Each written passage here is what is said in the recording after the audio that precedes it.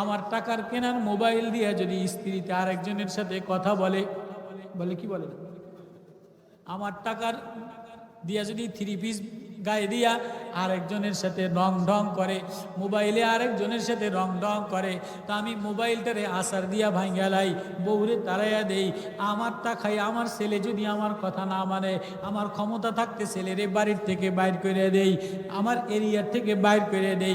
আল্লাহ বলে কই যাবি, কই যাবি, কই যাবি? আমার এই বাউন্ডারির বাইরে তোর যাওয়ার জায়গা নাই। কার কাছে যাবি? কে তোর আপন, কে তোর আপন? কোথায় যাবে?